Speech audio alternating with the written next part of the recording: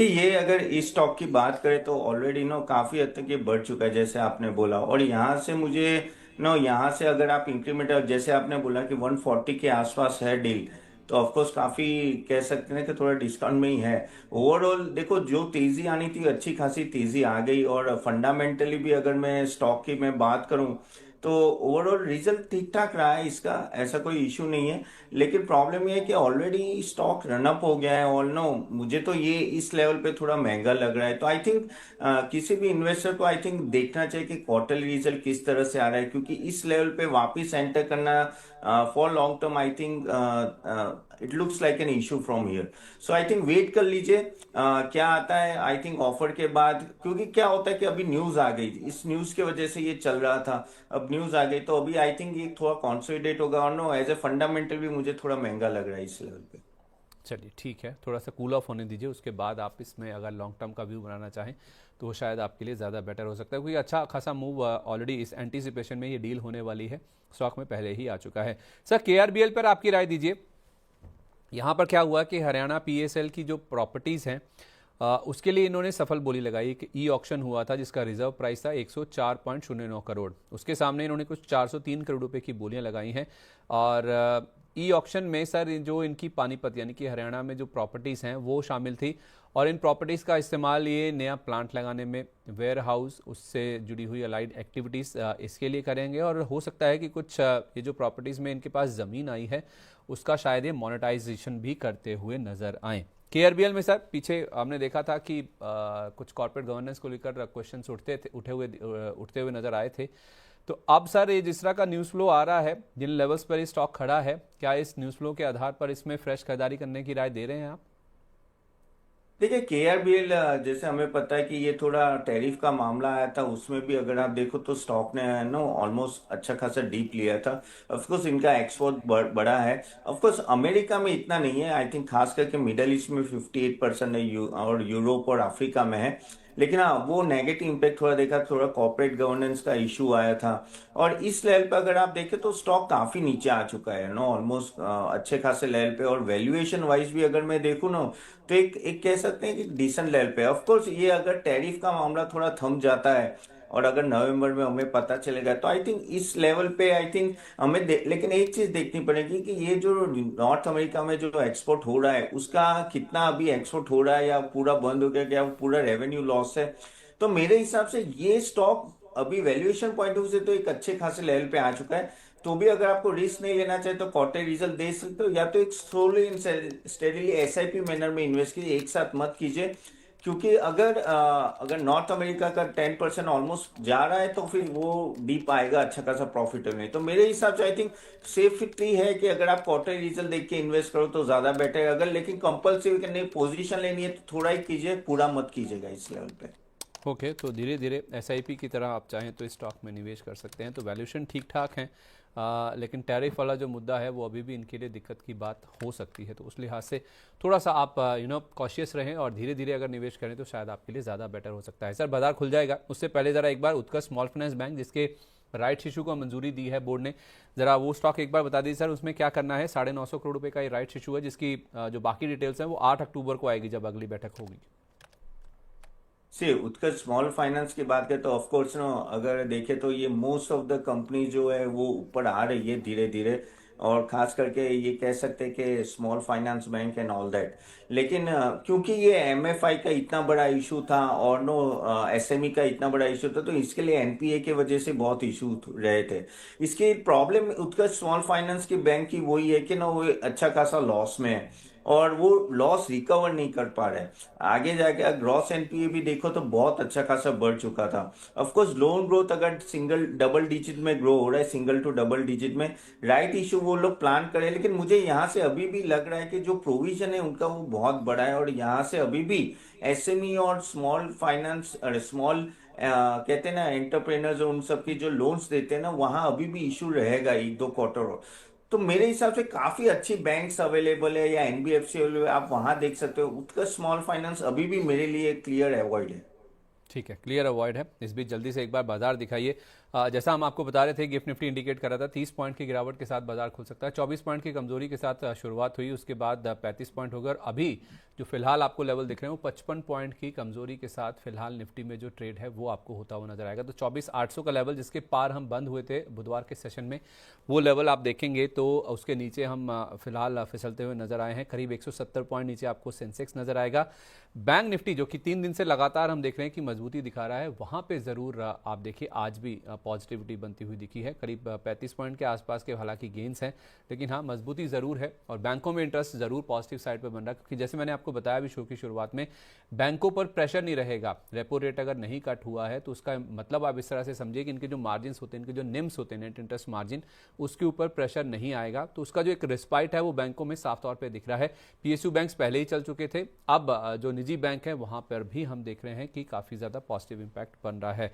तो bank Nifty कोशिश कर रहा है हरे निशान में बने रहने की, हालांकि ऊपरी स्तरों से दबाव काफी ज्यादा बन रहा है। किन स्टॉक से दबाव आ रहा है, कहां पे प्रेशर ज्यादा बन रहा है, वो एक बार देखेंगे तो एक बार अदानी पावर का स्टॉक दिखाई। यहां पर आज हम देख रहे हैं कि अच्छी खासी मुनाफा वसूली स्टॉक में बनती हुई दिख रही है। बुधवार को काफी अच्छे गेंस थे पूरे अदानी ग्रुप में ही। आज आप देखेंगे तो आपको अदानी पावर देखिए 0.5% की गिरावट फिलहाल यहां पर नजर आएगी। सोलर इंडस्ट्रीज ये एक स्टॉक है जो कि 4% की मजबूती आज के सेशन में आपको दिखा रहा है।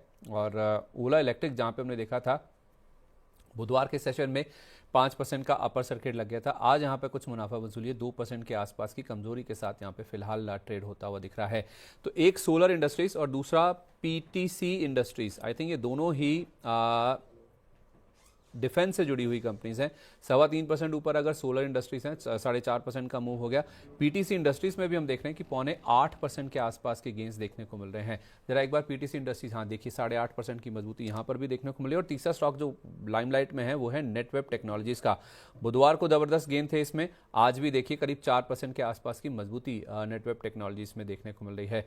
सर एक बार जरा नेटवेब टेक्नोलॉजीज इसको देखिए, 3,000 के आसपास, 3100 के आसपास भी महंगा लग रहा था, अब तो 4,000 के आसपास पहुंच गया, 4,200 का लेवल भी पार हो गया। तो इन लेवल्स पर सर जिनके पास रखा हुआ है या फिर जो फोमो वाली फीलिंग में है, दोनों के लिए राय दीजिए। देखिए नेटवर्क तो पूरा फोमो फीलिंग ही ला रहा है सब में, क्योंकि जिस तरह से स्टॉक भाग रहा है, ऑफ कोर्स किसी भी एंगल से ना वैल्यूएशन तो कह सकते हैं मैं जस्टिफाई हो ही नहीं रहा है, क्योंकि ये बहुत ही महंगा है। अभी देखो दो ही चीज है यहाँ से, ऑफ कोर्स वो जो फील्ड में जैसे सुपर कंप्यूटर एआई और नो जीपीयूज, और वो एक डिमांड में है तो लाइमलाइट है। और काफी कम कंपनियां हैं इंडिया में जो इस सेगमेंट में, इसके वजह से ये हमेशा लाइमलाइट में रहा है। लेकिन प्रॉब्लम वही होता है कि इसमें अगर किस तरह से आगे ग्रोथ होगा, देखिए इतने बड़े वैल्यूएशन पे अगर आपको ग्रोथ करना चाहिए, you need a 40 to 50% no almost sales jump. अगर 30 to 40% जंप नहीं आता है तो फिर अगेन स्टॉक में प्रॉब्लम आ जाएगा, जो चांसेस है इसमें। क्योंकि अगर आप देखो तो 3 साल का भी अगर आप रेवेन्यू जंप भी देखो तो 60 50 60% है। तो मेरे हिसाब से अभी तो क्या है कि ग्रोथ आ रहा है इसलिए ये स्टॉक भागा है, लेकिन एज ए इन्वेस्टर इस लेवल पे लेना मुझे थोड़ा टफ लग रहा है। ये थोड़ा बाय ऑन डिप्स रखे, अगर 10 15% नीचे आता है then you can start thinking about accumulating slowly and gradually. लेकिन यस, तभी भी महंगा, पहले भी महंगा लग रहा था, अभी भी महंगा लग रहा है। ठीक है, पहले भी महंगा था, अभी भी ये स्टॉक महंगा ही नजर आ रहा है। एक बार जरा ऑटो स्टॉक्स दिखाइए। मारुति के नंबर्स आए थे बुधवार को बाजार बंद होने के बाद, टीवीएस मोटर के, हीरो मोटोकॉर्प के और उसके साथ साथ रॉयल एनफील्ड यानी कि आइशर मोटर्स के। जरा एक बार इंपैक्ट दिखा दीजिए इन स्टॉक्स में किस तरह का एक्शन बन रहा है। मारुति सुजुकी थोड़ा सा नंबर अनुमान से कम आया है, तो 0.1% की गिरावट आज हम देख रहे हैं कि मारुति सुजुकी में दिख रही है। एक बार टीवीएस मोटर, हीरो मोटोकॉर्प, इनको भी दिखाइए, वहाँ पर किस तरह का एक्शन या फिर जो नंबर्स के बाद बाजार में उसका किस तरह का रिएक्शन दिख रहा है। टीवीएस मोटर में भी आप देखिए 1.25% की कमजोरी आपको फिलहाल नजर आएगी। हीरो मोटोकॉर्प के नंबर्स बहुत शानदार आए हैं, स्पेशली इनका जो एक्सपोर्ट का नंबर है देखिए वो रिफ्लेक्ट हो भी रहा है, 1% के आसपास की मजबूती दिख रही है। ऑलमोस्ट 5500 के आसपास के लेवल पर ये स्टॉक आपको ट्रेड करता हुआ दिख रहा है। एक बार आइशर मोटर भी दिखाइए, जिसके नंबर्स में आप देखेंगे तो आपको रिकॉर्ड हाई लेवल्स इस बार बनते हुए दिखे हैं। सेल्स की जहाँ तक बात है 1.25 लाख यूनिट के आसपास इन्होंने इस बार नंबर्स जो हैं वो रिपोर्ट किए हैं, लेकिन स्टॉक में हम देख रहे हैं कि करीब 1.25% के आसपास की गिरावट है। सर जो पूरा ऑटो सेल्स का नंबर आया है सितंबर महीने का, स्पेशली जो 3-4 कंपनियां जिन्होंने बाजार बंद होने के बाद नंबर्स रिपोर्ट किए हैं, वो नंबर्स क्या दर्शा रहे हैं और ऑटो एज अ पैक पर आपका व्यू क्या है अभी? देखिए auto as a pack of course ये काफी बढ़ चुके थे, और मारुति का नंबर थोड़ा मिला जुला रहा था, लेकिन टाटा मोटर्स का बहुत अच्छा था, ऑलमोस्ट 40% ग्रोथ। इवन एमएनएम भी अगर आप देखो तो ग्रोथ अच्छा खासा था। रही बात टू व्हीलर्स की, आई थिंक उनका डिसेंट था। टीवीएस देख लो, हीरो होंडा भी अच्छा था। तो उस तरह से कोई प्रॉब्लम नहीं, क्योंकि ये फेस्टिव सीजन आ रहा है, और नो सितंबर का जो एक कह सकते हैं कि जो बम्प अप था वो हमने देखा। Year on year growth I think कह सकते हैं कि ना one of the highest in सब कंपनीज का।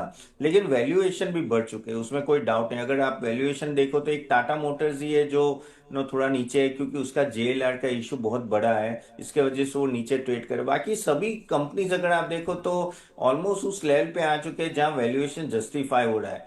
तो इस लेवल पे no one has to wait and watch, थोड़ा वेट कर लीजिए, क्योंकि ऑलमोस्ट ऑल टाइम हाई पे है सभी स्टॉक।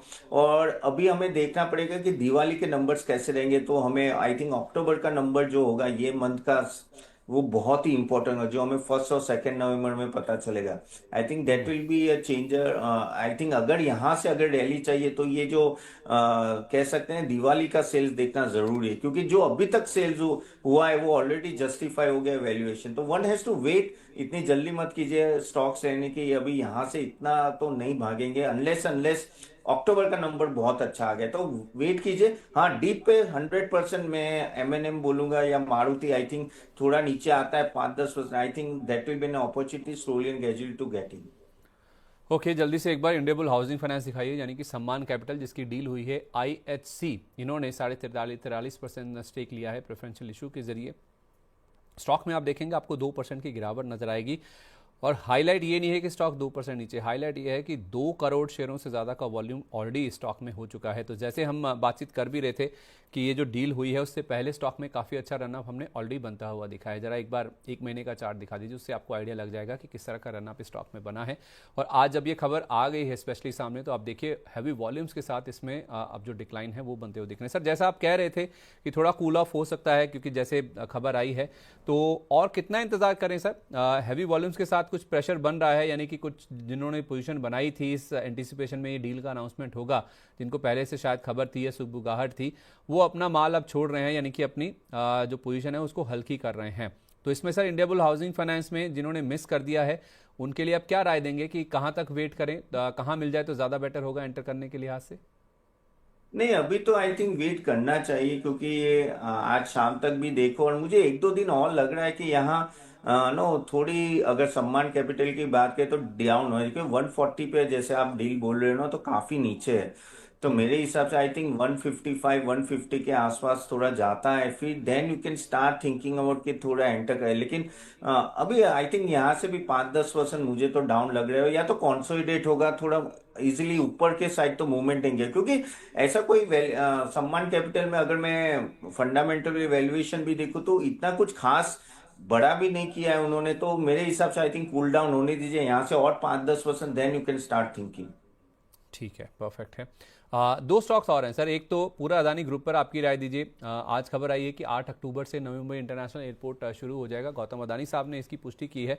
तो अदानी ग्रुप, वैसे अदानी पावर का इससे कोई ज़्यादा लेना देना नहीं है, अदानी एंटरप्राइजेस का लेना देना है, लेकिन अदानी पावर में आज मुनाफा वसूली बहुत हो रही है सर। हैवी वॉल्यूम्स के साथ स्टॉक 4% से ज़्यादा गिरा हुआ है।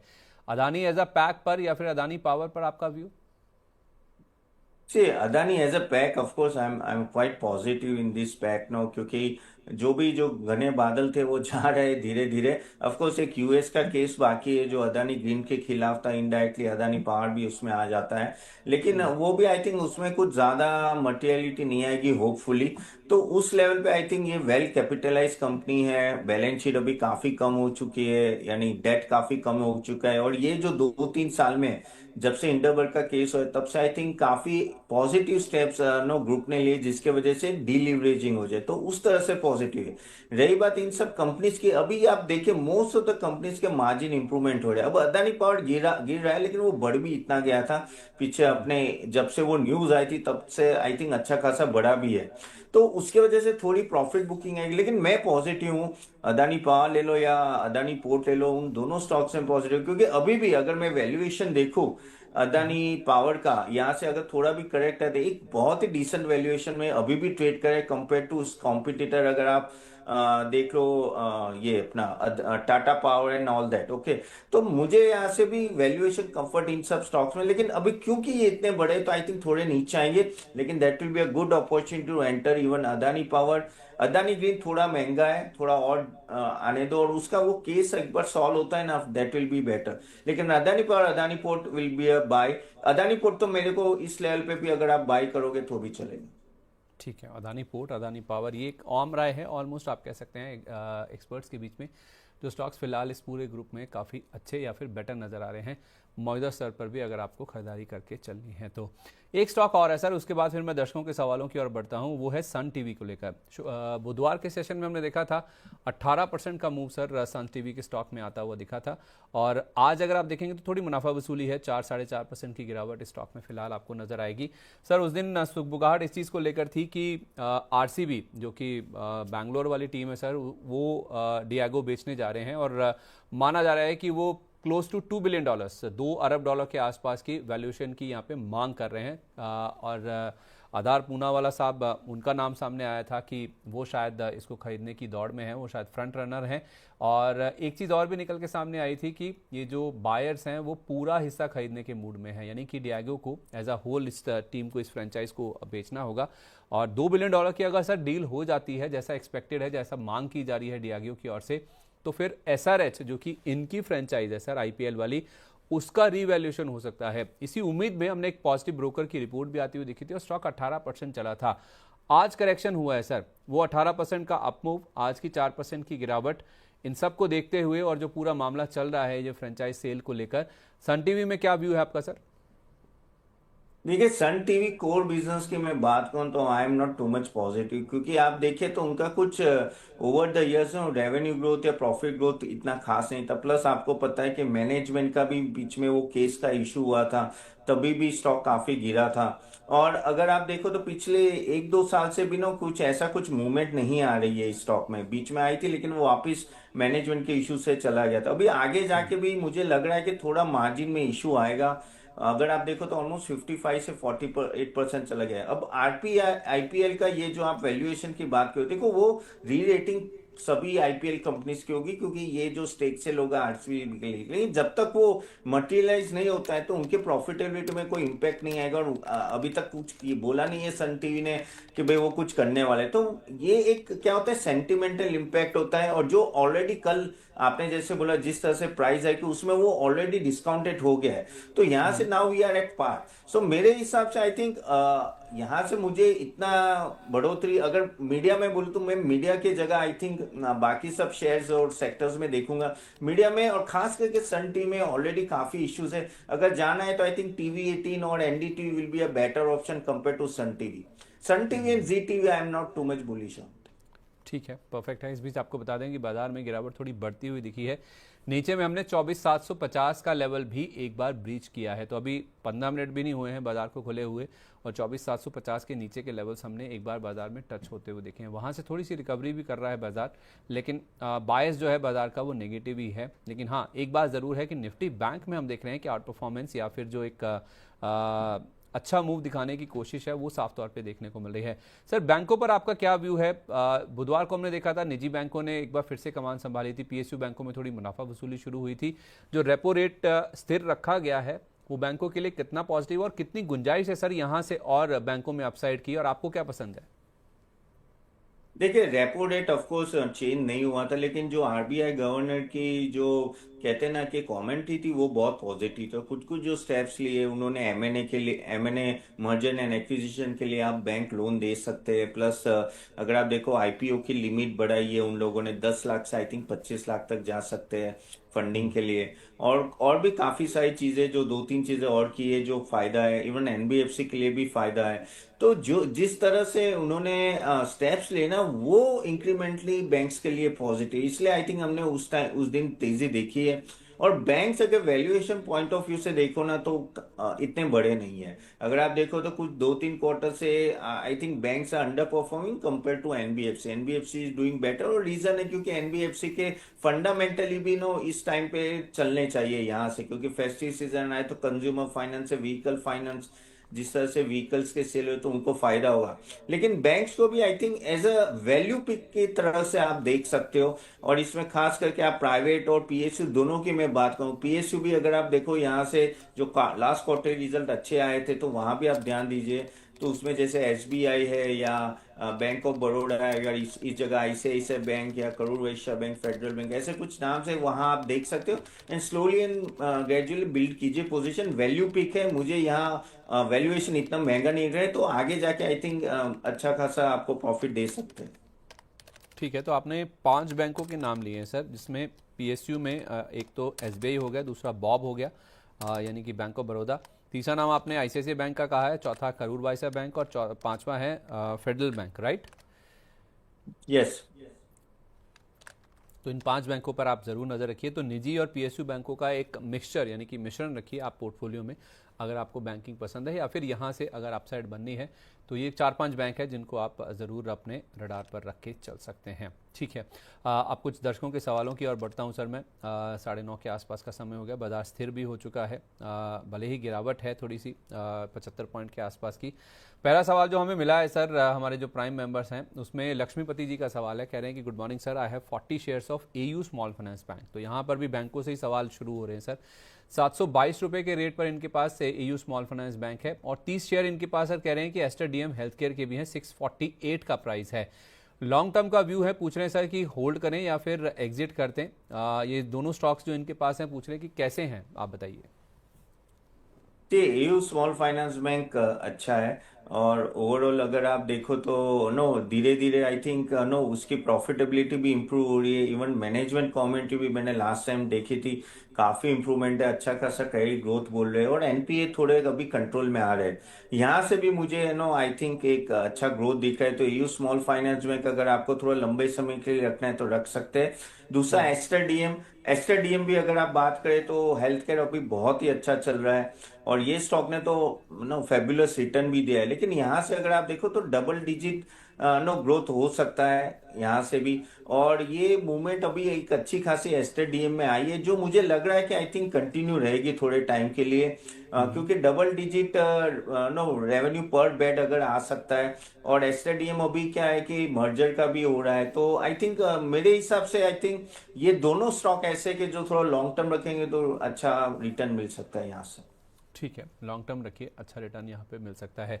मनमोहन जी हमारे प्राइम मेंबर है सर, कह रहे हैं कि can I buy SSWL, Tata tech and Jio finance at current levels. 3 stocks हैं सर।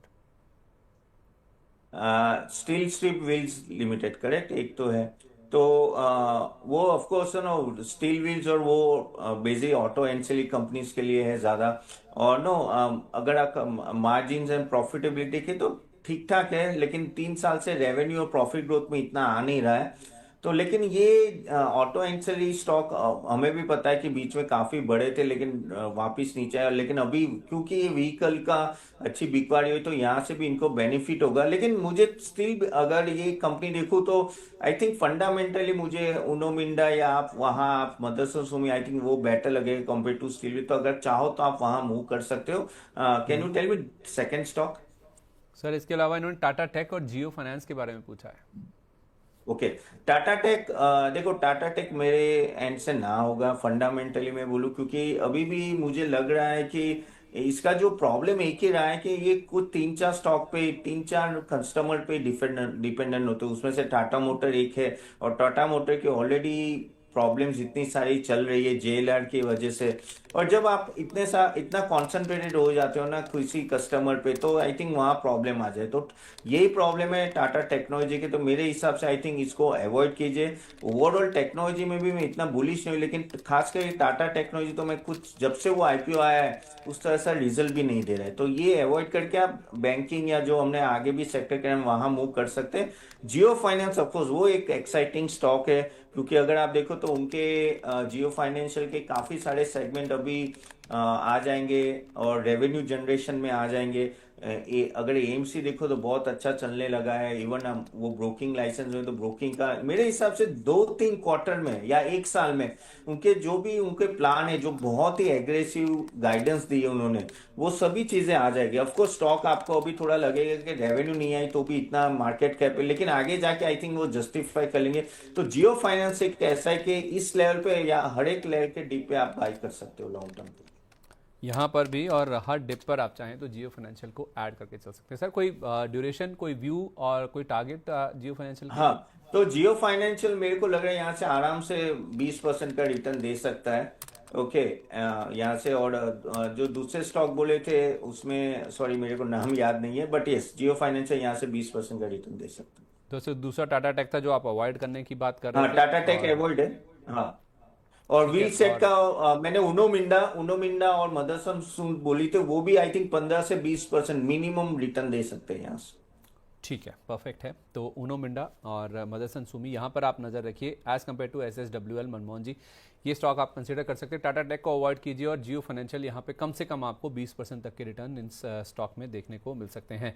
समीर जी कह रहे हैं, सुमीर जी माफ़ कीजिए, हमारे प्राइम मेंबर है, कह रहे हैं कि sir I have action construction equipment 200 share 760 रुपये के रेट पर, ब्रिगेड एंटरप्राइजेस 200 शेयर हैं 800 रुपये के प्राइस पर, please suggest whether to sell और होल्ड और average at what rate for 6 to 9 month. Sir 6 से 9 महीने का नजरिया है। दोनों स्टॉक एस यानी कि एक्शन कंस्ट्रक्शन और ब्रिगेड एंटरप्राइजेस, ये कह रहे हैं कि मैं सेल कर दूं या फिर होल्ड करूं, या फिर अगर अगर आपकी राय है तो क्या एवरेज भी किया जा सकता है? सी एक्शन कंस्ट्रक्शन, ऑफ कोर्स ये स्टॉक अभी धीरे धीरे नीचे आ गया, तो ऑलमोस्ट आप कह सकते हैं ना अपने हाई से 36% डाउन है। और ओवरऑल इसका जो फंडामेंटली भी देखो तो ठीक ठाक ही है, ऐसा कोई प्रॉब्लम नहीं है। और पर अभी सर वैल्यूएशन थोड़े डिफरेंट।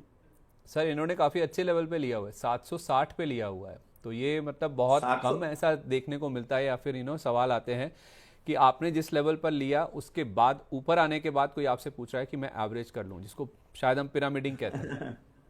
हाँ, क्योंकि आई थिंक वो 1400 से अभी आई थिंक 1000 पे आ रहा है, तो वो सोचे अच्छा। एक्शन। नहीं, सही बोल रहे हो। और नहीं, ओवरऑल अभी मैं वैल्यूएशन पॉइंट ऑफ व्यू से भी देखो तो डिसेंट आ गया, अभी इतना महंगा नहीं है, तो ऑफकोर्स आप थोड़ा एवरेज कर सकते हो, कोई दिक्कत नहीं है। लेकिन थोड़ा आप कहते हैं ना अपने जो परचेज का है ऑलमोस्ट 20% और एक ऐड कर सकते हो यहाँ से। और नीचे आए तो धीरे धीरे ऐड कर सकते हो, लेकिन यहाँ से आई थिंक 1-2 क्वार्टर में वापस यहाँ रिकवरी आ सकती है, तो ये मेरे लिए होल्ड होगा। आई थिंक ये भी धीरे धीरे आई थिंक ऊपर जाना चाहिए, क्योंकि अभी सभी रियल एस्टेट स्टॉक्स थोड़े ठंडे पड़े, लेकिन आगे जाके जैसे इंटरेस्ट रेट कट होगा और सीमेंट और जीएसटी का थोड़ा बेनिफिट आएगा, तो आई थिंक ये सब स्टॉक्स थोड़े अच्छे चलेंगे, तो होपफुली इट विल रिकवर। और ब्रिगेज भी अगर आप देखो तो वो भी एक अच्छा स्टॉक है। ऑफ कोर्स ये भी, क्योंकि सभी रियल एस्टेट नीचे आए तो ऑफ कोर्स ये भी नीचे आया है। इसमें भी मेरी होल्ड की राय देखिए देऊंगा मैं, ये भी 30-40% डाउन है। लेकिन ब्रिगेड का क्या है कि ये जो अफोर्डेबल हाउसिंग में एक अच्छा बिजनेस है इसका, और अभी थोड़ी डिमांड स्लो डाउन है। देखो ये रियल एस्टेट का हमेशा एक थीम रहेगी, आपको यहाँ थोड़ा जैसे थीम ठंडी होती है तो आपको थोड़ा अपना नजरिया थोड़ा लंबा करना ही पड़ेगा। ये ऐसा नहीं कि कंपाउंडिंग रिटर्न हर टाइम दे, ये साइकिल में जाते हैं, तो यहाँ अभी साइकिल थोड़ी रियल एस्टेट के नीचे है। लेकिन होपफुली मैं मानता हूँ कि 1-2 क्वार्टर के बाद जैसे इंटरेस्ट रेट हो रहे हैं तो ये रिकवरी वापिस आएंगे, एंड आई थिंक इस लेवल से ऊपर जाएंगे, तो ये दोनों स्टॉक मेरे लिए होल्ड होंगे यहाँ से। अच्छा सर, एक ना चूंकि आप हमारे साथ हैं और आप अहमदाबाद से हमारे साथ हैं, तो शायद इस चीज़ को अच्छे तरीके से समझा भी पाएंगे। आज सर हम देख रहे हैं डिफेंस स्टॉक्स में काफ़ी अच्छा मूव है। एक बार आप डेटा पैटर्न्स दिखाइए। 5% ऊपर है। मैंने सोलर इंडस्ट्रीज आपको बताया भी था, अभी भी 4% ऊपर है। पीटीसी इंडस्ट्री 2.25% ऊपर है। पारस डिफेंस में भी आप देखिए 2-2.25% के आसपास का अप मूव है। गार्डन रीच में भी 2% के आसपास की तेज़ी है। बाकी स्टॉक भी अच्छे चल रहे हैं। बीडीएल हुआ, बीईएल हुआ, बीईएमएल हुआ, इनमें काफ़ी अच्छे मूव्स बन रहे हैं। सर ये जो पूरा डिफेंस में अगर मूव आज आ रहा है ना, उसके पीछे जो वजह समझ आ रही है वो जो एक SIR क्रीक है या सर क्रीक है, वो आप बेटर समझते हैं। ये जो कच्छ और ये जो सिंध वाला इलाका उसके बीच में ये पूरा रीजन पड़ता है, वहाँ पर पाकिस्तान का जो सेना का जमावड़ा है वो धीरे धीरे बढ़ रहा है, जिसको लेकर हमारे जो रक्षा मंत्री हैं राजनाथ सिंह जी, उनकी ओर से एक बयान भी आया था कि वहाँ पे अगर कुछ मिस एडवेंचर होता है पाकिस्तान की ओर से तो उनको काफ़ी भारी पड़ सकता है। तो शायद इसी का सर इम्पैक्ट है कि हम देख रहे हैं कि आज डिफेंस स्टॉक्स मूव कर रहे हैं। सर वो जो रीजन है जरा अगर उसका आप थोड़ा सिग्निफिकेंस हमें समझा सकें, क्या है, किस हिसाब से इंपॉर्टेंट है वो?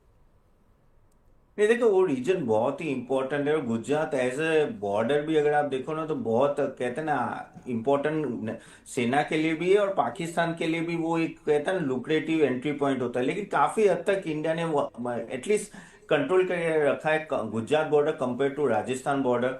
और लेकिन यहाँ प्रॉब्लम एक ही है कि एक जगह पे गुजरात में मैं सच बोलूँ तो it's always like Jamnagar is very near by. Okay, तो अगर और जामनगर में कौन है आपको भी पता है, रिलायंस है। ओके, और वहां आगे जाके आपने को पता है अदानी पोर्ट। इनडायरेक्टली मैं बोलूँ तो रिलायंस की इंडस्ट्री और अदानी पोर्ट इतने दो बहुत बड़े पोर्ट और इतनी बड़ी इंडस्ट्री ना कि वो हमेशा पहला टारगेट रहेगा किसी भी, अगर आपको कहना है कि ऑपोजिशन या आपके एनिमी को टारगेट करने के लिए। इसलिए गुजरात हमेशा नो काफी हद तक नो वेल कहते हैं ना बॉर्डर में जवान रहते हैं। और ये जो आपने एरिया का वो भी काफी हद तक नो पेट्रोल बहुत आर्मी भी होती है, बहुत कुछ होता है। लेकिन हाँ, जिस तरह से अभी थोड़ा माहौल चाहिए उसके वजह से भी देखो ये सेंटीमेंट का इम्पैक्ट आता है इन सब स्टॉक्स में।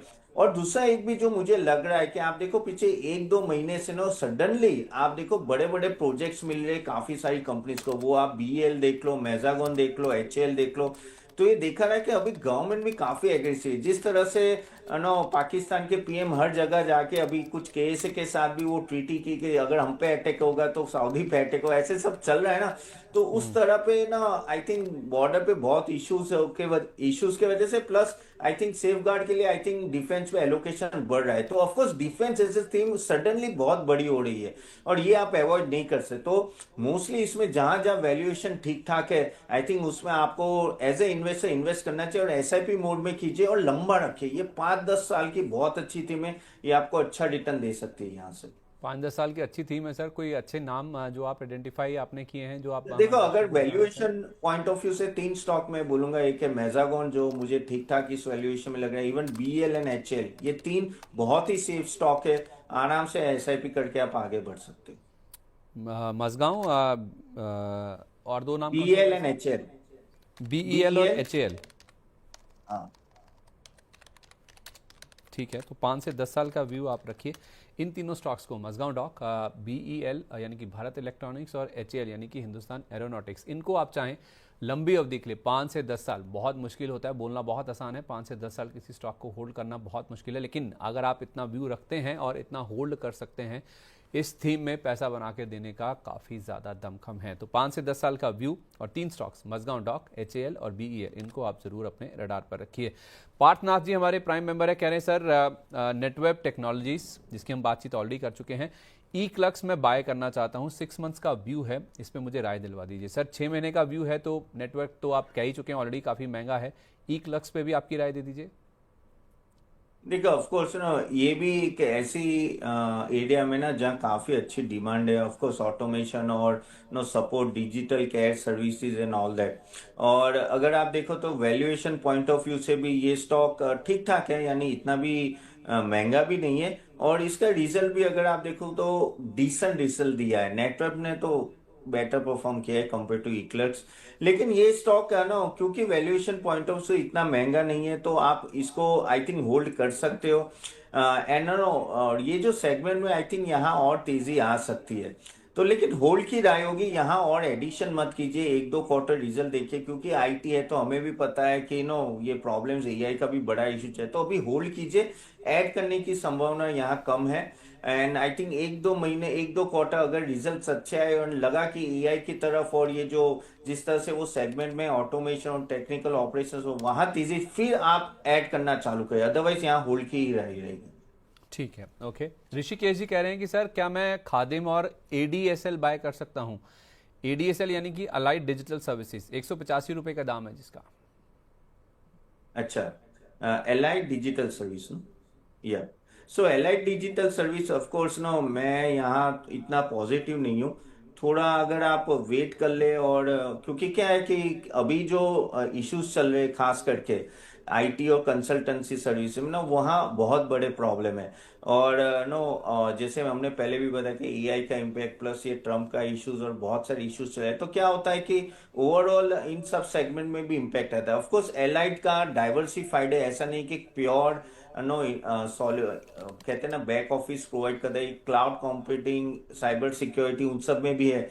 लेकिन still I feel that one should wait, इतनी जल्दबाजी नहीं करनी चाहिए। ऑफकोर्स स्टॉक्स नीचे आ चुके हैं, लेकिन क्या होता है कि कभी कभी ये सब स्टॉक्स ना एक ही फेज में लंबे समय तक चलते हैं, जो मुझे डाउट लग रहा है कि शायद इसके लिए भी हो। प्रॉफिटेबिलिटी में इनका अभी भी इश्यूज आ रहा है। तो अभी तो मैं इसको अवॉइड बोलूंगा, इसमें ऐड मत कीजिए, आई थिंक वेट कीजिए। क्योंकि अगर क्वार्टरली रिजल्ट अच्छे नहीं आ रहे तो फिर कोई मतलब नहीं इन्वेस्ट करने का। चलिए ठीक है, ओके। और सर दूसरा नाम जो इन्होंने पूछा था वो है खादिम का। हाँ, सो खादिम ऑफ कोर्स, हमें पता है कि नो फुटवेयर बिजनेस में ऑफ कोर्स एंड नो हमें लगा था कि जीएसटी कट होगा तो थोड़ा फायदा हो सकता है। लेकिन क्या होता है कि ये फुटवेयर बिजनेस में प्रॉब्लम एक ही है कि अगर आप देखो ना तो जो कंपटीशन बहुत होती है, जो कहते हैं अनऑर्गेनाइज मार्केट से, unless you have a that type of brand जो बाटा की है एंड ऑल दैट। बाटा भी ऐसे भी इतना कुछ खास चल नहीं रहा है, लेकिन तो भी अगर आप देखो तो उसमें थोड़ी भी demand. Khadim as a brand इतना इवॉल्व नहीं हुआ जितना सोच रहे थे। और अगर आप प्रॉफिटेबिलिटी भी देखो तो नो इतनी कुछ खास नहीं। खादिम एज ए ब्रांड इवॉल्व नहीं हुआ, and that is the issue with the stock. Footwear business में, ऐसे बिजनेस में ना, you should have a very very strong brand value. अगर ब्रांड वैल्यू इतनी स्ट्रांग नहीं होगी तो सॉरी, लेकिन वो बिजनेस नहीं चाहिए। क्योंकि ये अनऑर्गेनाइज सेक्टर, इसमें ऑलमोस्ट कह सकते हैं कि 70% या 80% होगा। तब जो ऑर्गेनाइज सेक्टर में जो बाटा है, खादी में, उनके लिए बहुत टफ हो जाता है। तो इसलिए मैं यहाँ, इवन तो जीएसटी कट है, मैं इस पे बुलिश नहीं हूँ ये स्टॉक में। ठीक है, परफेक्ट है। मनमोहन जी, इनका सवाल हम ले चुके हैं, कह रहे हैं good morning Sandeep ji, so happy to see you back sir. Sir मैं भी आपसे दोबारा मिलके बड़ी खुशी हो रही है सर इस बात की कि आपसे वापस रूबरू होने का मौका मिल रहा है। सुमीर जी भी यही कह रहे हैं, welcome back Sandeep ji, I hope everyone is fine in family. लेकिन सर जो हो गया वो तो अब रिवर्स नहीं हो सकता, उसकी बातचीत भी नहीं कर सकते। खैर, इस बीच पीडी गर्ग जी कह रहे हैं कि sir please get me view on Bajaj health care and Orient Cement for fresh buy for medium term. Bajaj health care और Orient Cement sir fresh buy के लिए मीडियम टर्म का व्यू है सर।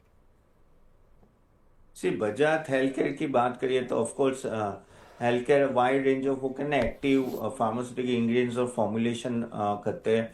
और ये स्टॉक भी अगर आप देखो तो ना थोड़ा डिसेंटली अभी नीचे आ रहा है धीरे धीरे। और फार्मा कंपनी में भी ऑफ कोर्स अगर आप देखो ना तो थोड़ा बेरिशनेस अभी दिख रहा है। लेकिन ये स्टॉक का प्रॉब्लम ये है कि अगर आप देखो रेवेन्यू और प्रॉफिटेबिलिटी उस तरह से जनरेट नहीं हुई जिस तरह से कॉम्पिटिटर्स, अगर आप बात करें सन फार्मा ले लो, सिप्ला एंड ऑल दैट, इस तरह से बजाज हेल्थ केयर चला नहीं है। तो बजाज कुछ भी कर लो, वो सेगमेंट में इतना काम नहीं कर रहा है और प्रॉफिटेबल नहीं है। आई थिंक ये, अगर ये सेगमेंट में रहना है तो आई थिंक यहाँ से निकल के आप सिप्ला में जा सकते हो, या तो आप लुपिन सोच सकते हो। I think Bajaj health care से निकल जाना चाहिए। और दूसरा स्टॉक कौन सा था sir? Orient Cement sir. Orient cement. Of course Orient cement ने, अगर आप देखें तो सीमेंट कंपनी जीएसटी कट के वजह से फायदा हुआ था अच्छा खासा।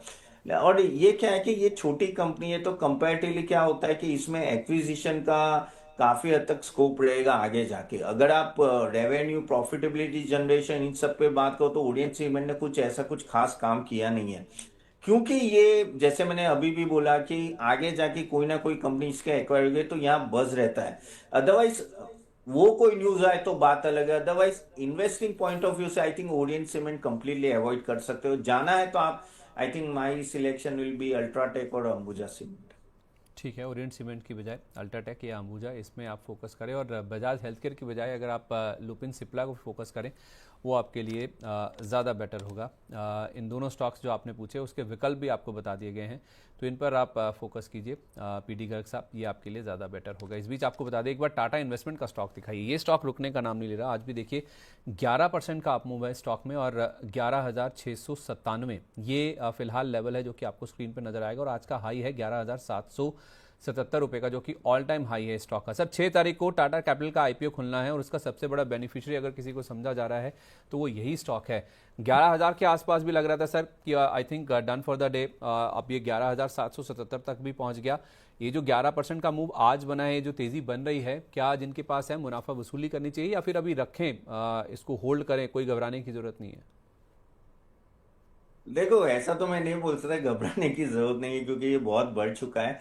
हाँ, लेकिन आप स्टॉप लॉस लगा के आगे चलिए 10% के आसपास, 11,000 या 10,500 के आसपास। देखिए फंडामेंटली तो मैं बात करूंगा तो ये ज्यादा टेक्निकल क्वेश्चन है compare to fundamentally. Fundamental Tata of course capital का आईपीओ आ रहा है तो उससे फायदा हो, लेकिन कितना होगा या आप देखो तो आप ये वैल्यूएशन देखो कितना है। कभी भी होल्डिंग कंपनी का 175 पी पे मैंने देखा नहीं है, और टाटा नाम है इसलिए ये स्टॉक बढ़ते ही जा रहा है, बढ़ते ही जा रहा है। तो जिसके पास है ऑफ कोर्स प्लीज राइड कीजिए, कोई प्रॉब्लम नहीं है, बस स्टॉप लॉस लगा के चलिए। डीप आएगा तो इतना बड़ा डीप होगा जिस तरह से जंप हुआ है, और इस लेवल पे एंटर तो कंप्लीटली ना होगा। इस वैल्यूएशन पे मैंने होल्डिंग कंपनी कभी देखी नहीं है, तो वो तो कंप्लीटली ना होगा मेरे से। ओके, नया नहीं लेना है लेकिन। हाँ, नया नहीं लेना है। हो अगर है तो होल्ड कीजिए स्टॉप लॉस के साथ, मे बी 10,500 के आसपास अगर आप स्टॉप लॉस लगा के रखें तो।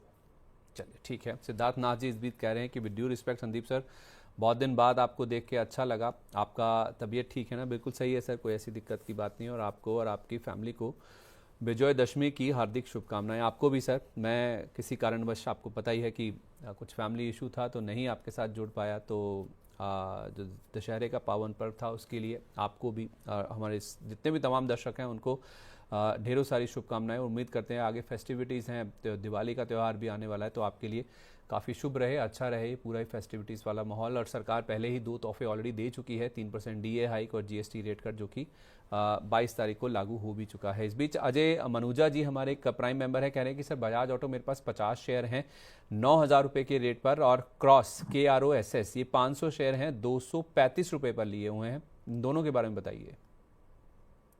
देखिए बजाज ऑटो के जो नंबर्स आए थे ना वो ठीक थे, इतने एक्साइटिंग नहीं थे, लेकिन कह सकते हैं कि इनका एक्सपोर्ट आगे जाके आई थिंक उसमें फायदा हो सकता है। और यहाँ से मुझे लग रहा है क्योंकि ये स्टॉक एक अच्छे खासे लेवल से नीचे आ चुका है, और ना ओवरऑल अगर आप देखो तो ऑटो इंडस्ट्री में ना ये स्टॉक है जिसने परफॉर्म नहीं किया है।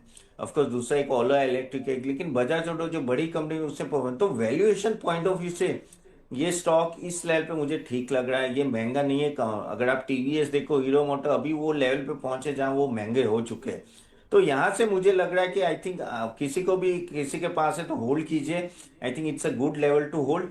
होपफुली विद दिस मंथ जहाँ दिवाली है, बजाज ऑटो के सेल्स बढ़ेंगे तो आई थिंक प्रॉफिटेबिलिटी बढ़ेगी, तो आई थिंक यहाँ से रिकवरी आएगी, तो ये इस लेवल पे होल्ड कीजिए। और नीचे आता है तो आप थोड़ा ऐड भी कर सकते हो। और सर दूसरा था क्रॉस, करेक्ट। सो क्रॉस जी की बात करें हम लोग, तो क्रॉस ऑफ कोर्स वो जैसे आप कह सकते हैं ना कि ऑटो एंसिलरी स्टॉक्स में है, और ऑटो एंसिलरी में भी जैसे अभी देखे तो अच्छी खासी तेजी दिखी है। और इसका भी अगर आप देखें तो profitability and all that decent रहा है काफी टाइम से, तो यहाँ मुझे कोई दिक्कत नहीं लग रही। ये भी एक ऐसा स्टॉक है, थोड़ा होल्ड कीजिए। ऑफ कोर्स ये नीचे आ गया 230 से ऑलमोस्ट 200 के आसपास, लेकिन यहाँ से मुझे 1-2 क्वार्टर क्योंकि व्हीकल में तेजी है तो ऑटो इंडस्ट्री में इसका इम्पैक्ट आएगा। और ये जो सेगमेंट में वहाँ आई थिंक वो एक तरह से ना स्पेशलाइज्ड है, बहुत कम प्लेयर है वहाँ। आई थिंक क्रॉस भी इस लेवल पे आई थिंक होल्ड करना चाहिए।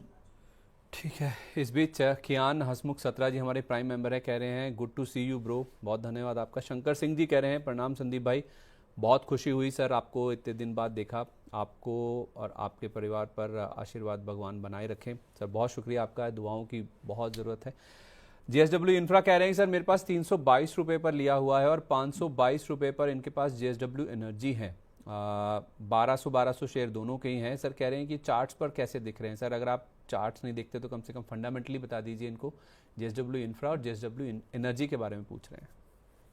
सी JSW इंफ्रा अच्छा स्टॉक है, और अगर आप देखो पोर्ट में आई थिंक नंबर 2 है। एंड नो जिस तरह का ग्रोथ है आगे जाके भी पोर्ट बिजनेस में बहुत अच्छा ग्रोथ है। देखिए अगर हम लोग को फोर्थ से थर्ड लार्जेस्ट इकोनॉमी करनी है तो ऑफकोर्स इंपोर्ट एक्सपोर्ट बढ़ने वाला है। 70-80% जो भी इंपोर्ट एक्सपोर्ट थ्रू पोर्ट्स होते हैं, तो इसलिए JSW इंफ्रा को नो डायरेक्टली इसका बेनिफिट मिलेगा, और काफी एग्रेसिव भी है। मेरे हिसाब से ये कम से कम आपको 15 से 20% का रिटर्न यहाँ से भी देख सकते हैं, और ये स्टॉक यहाँ और even at a deep level आप बाय कर सकते हो। और सर दूसरा स्टॉक कौन सा था? Sir JSW energy.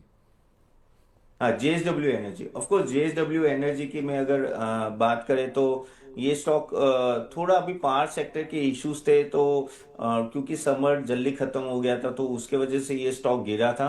रिजल्ट भी अगर आप देखें तो इसका डिसेंट रिजल्ट रहा है कंपैरेटिवली, लेकिन प्रॉफिटेबिलिटी में इतना रेवेन्यू जंप आया, प्रॉफिटेबिलिटी इतना जंप नहीं आया। लेकिन आई थिंक यहाँ से मुझे पावर सेगमेंट का आई थिंक 2-3 क्वार्टर अच्छे रहेंगे, क्योंकि क्या है कि धीरे धीरे डिमांड बढ़ रही है। तो मेरे हिसाब से ये भी एक ऐसा स्टॉक है ना जो आप होल्ड कीजिए। थोड़ा महंगा स्टॉक है, इसलिए मैं यहाँ ऐड करने क्यों ना बोलूंगा कंपेयर टू, अगर आप देखो ना अदानी पावर से टाटा पावर के सामने। लेकिन आई थिंक ऐड मत कीजिए, अभी होल्ड कीजिए। आई थिंक यहाँ से थोड़ी रिकवरी आ सकती है, लेकिन 15 के आसपास की अगर आप नो एक्सपेक्टेड रिटर्न पकड़ के चल सकते हो।